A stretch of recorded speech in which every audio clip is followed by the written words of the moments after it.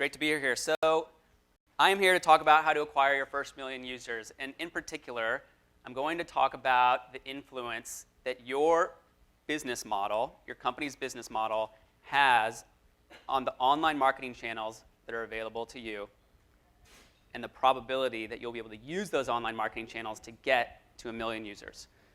So I'm going to make an argument, and my thesis is this. Your company's success in online marketing is primarily determined not by your skill in online marketing, but rather by your business model.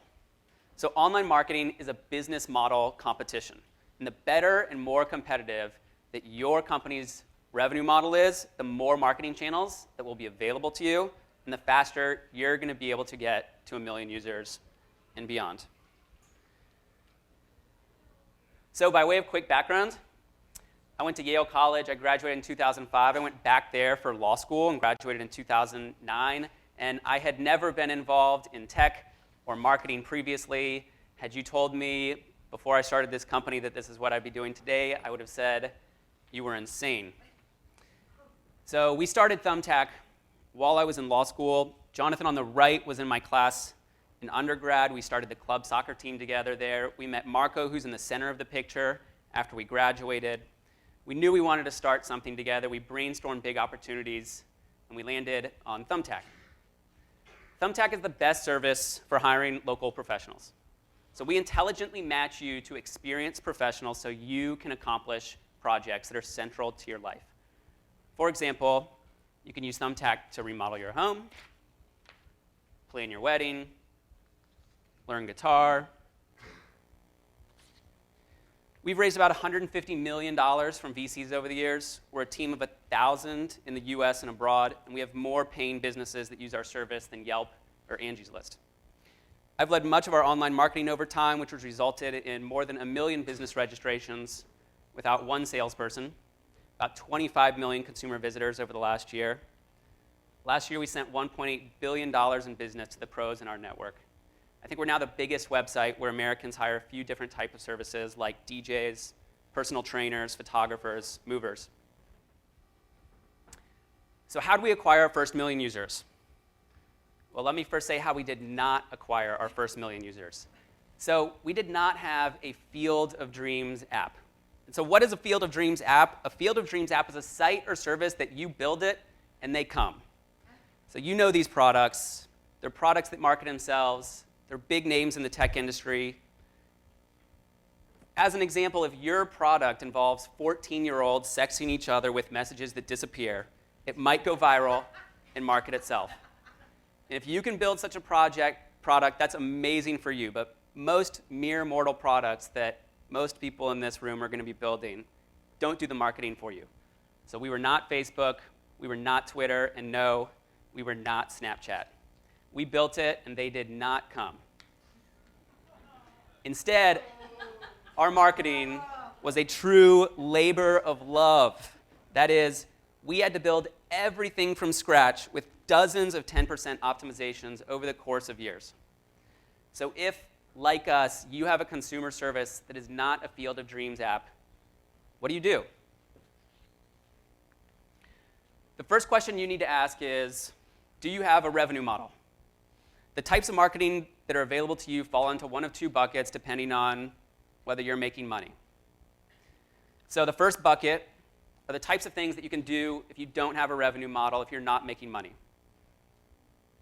There are things like scrappy things that companies with revenue models can't or won't do. Search engine optimization, the art and science of making your site appear at the top of Google's organic search results, content marketing. The other bucket of things become available to you once you start making money. Things like SEM or AdWords, Facebook ads, display ads, mobile downloads, branding and offline marketing. Another way to say this is your revenue model determines the marketing channels that are available to you. And broadly said, if you do not have a revenue model, you're forced into the channels on the left. If you do have a revenue model, you can start to gain access to the channels on the right. And within the marketing channels on the right, the competitiveness of your business model versus others in your space determines the degree of your success across those channels. So I'm going to talk about 3 revenue models. The first is free or no revenue model. That describes the revenue model of many, even most, consumer-facing tech startups on day one. The next revenue model I'll talk about are good revenue models, not great. These are things where you're making money, but your pricing is crude, it's unoptimized. Most V1 revenue models, where the company hasn't yet focused on price optimization, go here. And then the last type of revenue model I'll talk about is great. These are typically highly optimized pay-per-lead, pay-per-transaction, or commission-based models. Imagine much of big e-commerce, Uber, Airbnb, a lot of the paid mobile app install world, pay-per-lead models in the lead gen space. At Thumbtack, we've gone through each of these three revenue models, and the marketing channels that are available to us at each stage are very different. So first, I'll talk about free. This was our revenue model on day one. In fact, it was our revenue model 18 months after we started. But for us, something had happened after 18 months. We'd acquired 130,000 merchants. So how did we do that? Well, scrappy things. I'm defining scrappy things as things that most companies can't or won't focus on or do. And unless you have a business model, you have to be doing something that nobody else is doing. Otherwise, you won't win. You can compete either with dollars or with marketing innovation, and since you have no dollars, your only weapon is marketing innovation. So what do we do? We have a two-sided marketplace. We need to sign up both supply and demand. We focus first on supply. We use cheap or free online marketing methods to acquire pros at scale. None of the bigger legacy players in our space have done this. Why? Because they're risk averse, because they've had solid revenue models for a long time. They can rely on more traditional methods to sign up businesses like phone sales. We figured out how to do it using online marketing, and we did it at scale. So I'm not going to go into too many details. We still do a lot of this stuff. But one clue I'll give is that we've been extremely creative over the years in building an enormous team in the Philippines through Odesk. So today that team is 700. I was there partying with them 3 weeks ago, which was awesome. So for every one person working full-time in San Francisco, we have almost 10 people working full-time in the Philippines. We literally feel like we've 10x'd ourselves in our capabilities in building this team. The team has enabled us to do lots and lots of manual things at enormous scale that other companies can't even conceive is possible because it just takes so much human labor to do it. This team is it's a significant part of our competitive advantage, and Thumbtack wouldn't exist without them. So we spent about a year figuring out scrappy things like how to scale Odesk like crazy, and that grew the supply side of our business. All right, so SEO. SEO is a deeply underappreciated kingmaker in Silicon Valley, particularly among first-time young entrepreneurs. In industries where consumers are available via SEO builds winners. In these industries, those startups that nail SEO win, and those startups that disregard it lose. If you wonder how a startup has achieved slow, steady growth and recognition of its product beyond Silicon Valley, the answer is likely they focused on SEO. If you wonder why a startup got lots of buzz on TechCrunch and never went anywhere, oftentimes the answer is they didn't focus on SEO. Many companies became who they are in large part due to SEO. TripAdvisor, Amazon, eBay, Yelp, the list goes on and on. Even today, Yelp still gets 75% of its traffic from SEO. None of these companies really started to explode until they focused on SEO in earnest.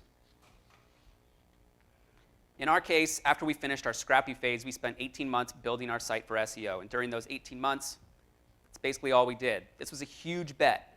SEO is a long-term play, and we spent at least 6 months working on SEO without seeing any results. Today, it's a big and growing channel for us, a bet that has paid off handsomely.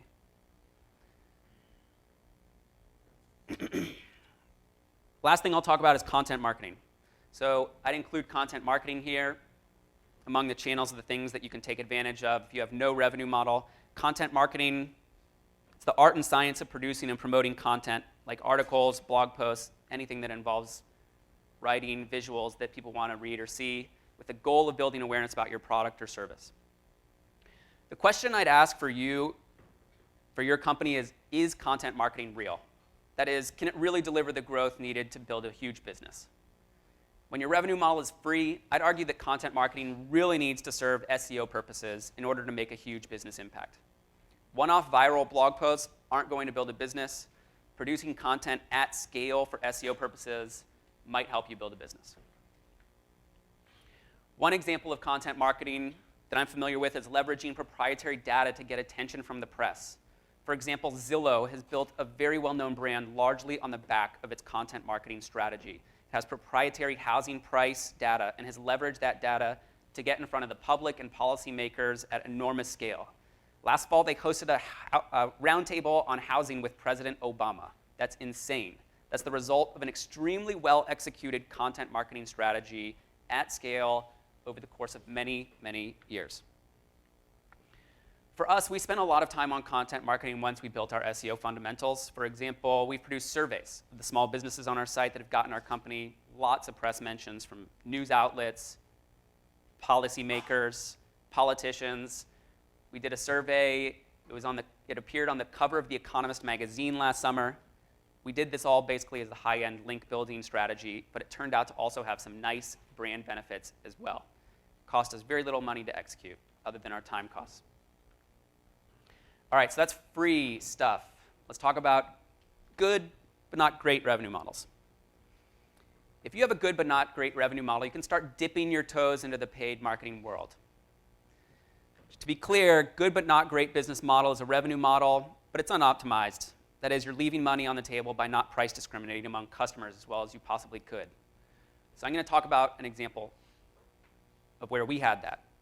Our initial revenue model when we first started was free, like I said. Our second revenue model was subscription. So businesses could join our site for free and then pay a monthly subscription in order to respond to unlimited job leads from customers that we brought to them. And that worked quite nicely for a while. So we built the systems. We needed to test paid marketing channels during that time and saw that there was significant opportunity for us. We made good money at the beginning. However, we ran into a wall. So imagine we made $50 in revenue per month per subscription. Under that model, we could make a profit so long as our monthly cost for that subscriber rate remained under $50. However, as soon as our total costs, including our marketing costs, reached $50 per month, we started losing money on that subscriber. So the higher our advertising costs rose under a subscription plan, the less profit we made. The more we marketed, the less money we made. No matter how good our marketing team was, they ran up against a wall because our business model was only good, not great. And that's what I mean when I say that having a good business model can be good for a while, but it can only take you so far. Our fine business model allowed us to test paid marketing channels, but not to scale them. We knew we needed to change our business model to something that had the potential to be great. That is, a business model that could scale alongside our marketing spend. So what did we do? In our case, we ditched the subscription model where a business paid a monthly subscription to access the customer leads we brought to them. Instead, we switched to a pay-per-lead or pay-per-transaction model. Under that model, a business had to pay to respond to each new customer that we brought them. Here's an illustration of how that works. So say a business paid us $3 for each new customer that we brought them. Say it cost us $2 to go and find that customer. Well, we could scale that all day long. And the more we scaled, the higher our profit, so long as we could keep our marginal costs, including marketing costs, under $3 per lead. We could grow all day long. And we did. So here's a graph of our monthly unique visitors to Thumbtack since 2009. We switched from a good to a better business model there, and in our case, we switched from the subscription to the pay-per-lead model that I mentioned, at which point SEM and other paid acquisition channels became available to us, and we could scale rapidly in a way we never would have been able to were we only on a subscription. Since that time, we've been expanding our marketing to more and more channels, optimizing our business model behind the scenes to make us more and more competitive in those channels. So once you have a great business model, you're off to the races. The entire world of marketing is open to you. To the degree that your business model is competitive and your success then depends almost entirely on your execution of the basics of online marketing 101. Things like A/B testing images and ad text so that more people click on them, making sure that pages on which customers land are optimized for them to convert into paying customers. Again, this is the revenue world in which much of big e-commerce, mobile app installs, and lead gen live. Having a great and highly competitive business model is the holy grail of paid online advertising. And if you have this, then you can start testing across all the different marketing channels. And so long as you have a reasonably optimized funnel from impression to conversion, then there will likely be a good number of channels that work for you. You all know the channels. You can start with SEM and work your way up the funnel, retargeting, Facebook marketing, display ads, pre-roll video, online radio, mobile downloads, offline. The list goes on and will vary according to your industry. But if you can go out and bid for clicks or impressions higher than anywhere else in the market and still make a profit, then you will be able to outbid your competitors and own that category. If you monetize better than others on a per impression basis, you win. So, summarize all of this. Your success in online marketing is not primarily dependent on things like how sophisticated your bidding strategy is in AdWords or how well you A/B test images on your ads to get people to click on them more. Although that work is very important, at the end of the day, online marketing is really a business model competition, and your revenue model largely determines the marketing channels that are available to you and the success that you'll have in them. If you're early stage and you don't make money, you're reliant on free marketing channels, scrappiness, SEO, content marketing. If your business model is okay but not great, you might be able to make it work for a while, but you still won't be able to win access to the full suite of online marketing channels. However, if you have the best business model among your competitors, over the long term, you'll be able to win across the full suite of online and perhaps even offline marketing channels. The better your business model is compared to your competitors, the more likely you will be able to outbid them and leverage all marketing channels so that perhaps you too can go and get your first 1 million users.